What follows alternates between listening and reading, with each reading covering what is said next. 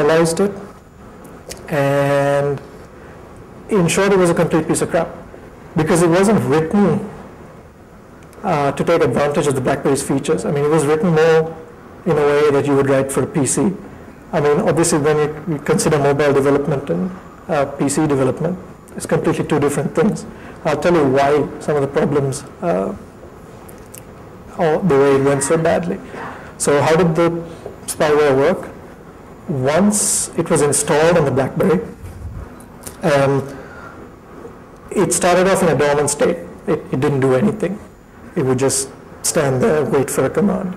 It would listen, it would keep querying the BlackBerry messenger service, and it was looking for messages coming from the sender customer service. It was on the lookout for 4 commands. One was start, one was stop, one was backup, and the other one I can't remember.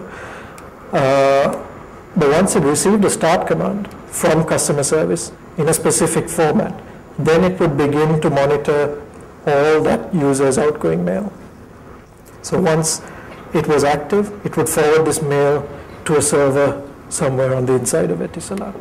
So essentially, Etisalat could get access to your outgoing mail. Now, what were some of the problems with it? Incidentally, the whole thing, it went very badly for Etisalat because the spyware stopped, it didn't function very well.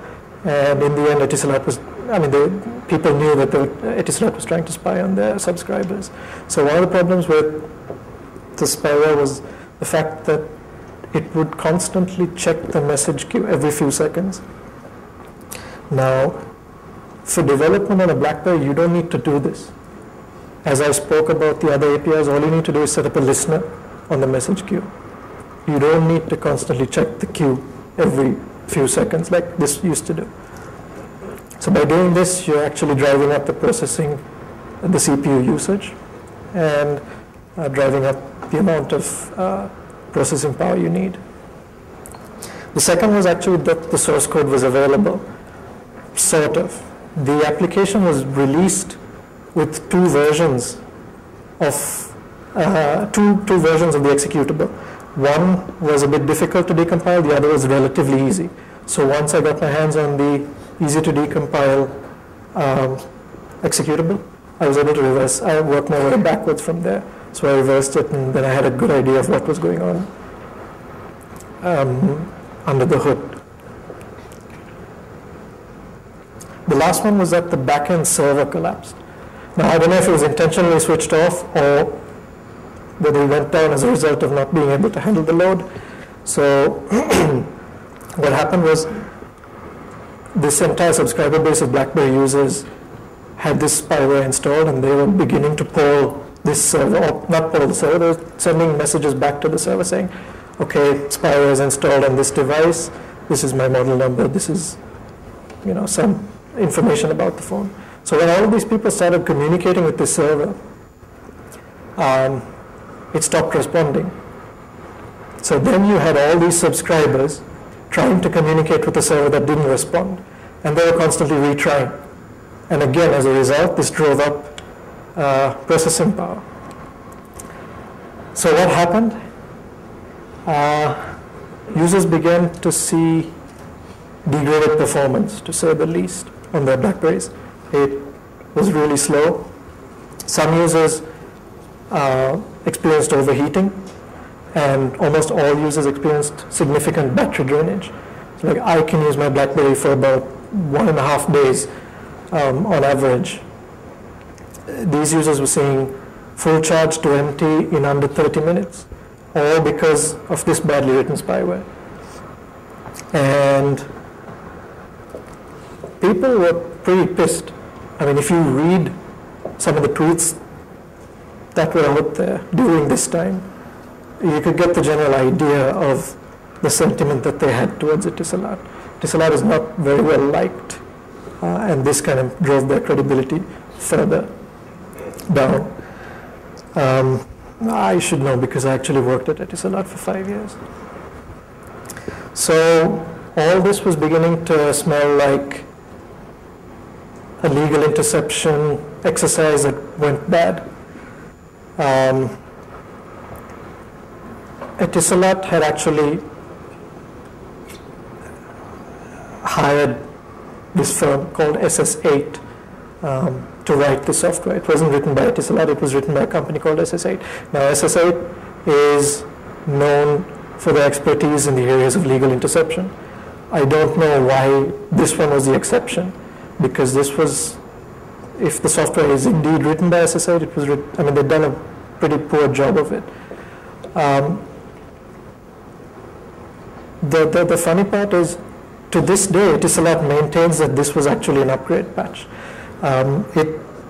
Even after RIM put out a statement saying this is indeed spyware and here's a tool to remove it, they still stuck to the fact that no, it's an upgrade. We were giving this to you as an upgrade. And worst of all, SSA didn't even comment on the whole scenario.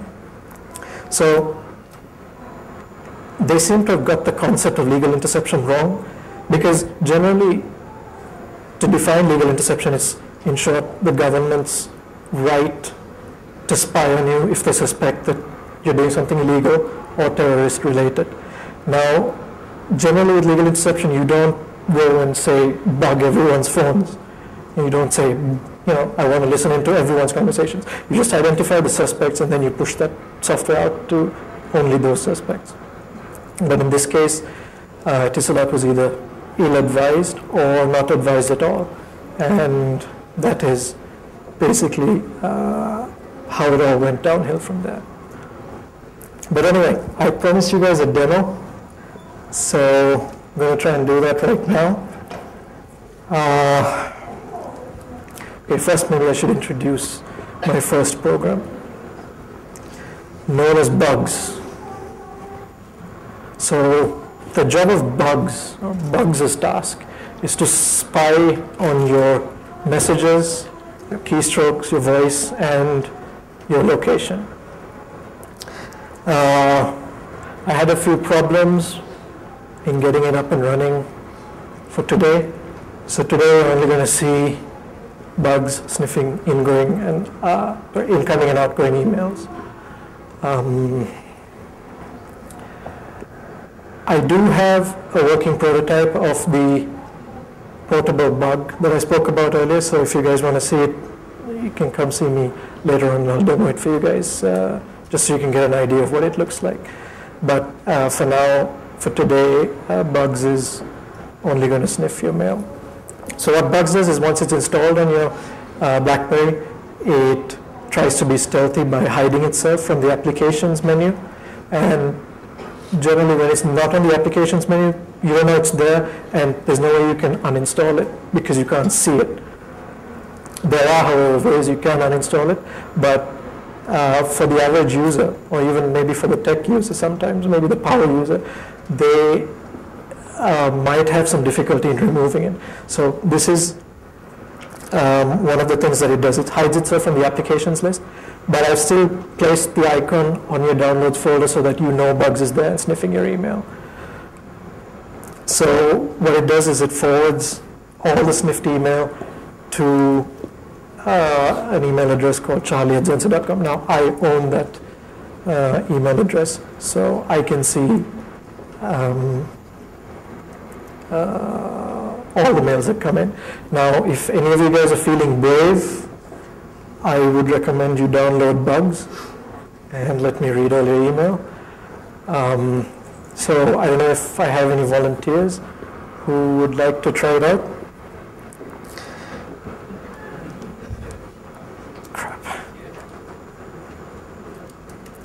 Alright, so if you guys just bear with me, I'll just connect to the internet and try to find the mail server. So you guys have that URL? Okay. Anybody trying? Hands up, anyone trying it?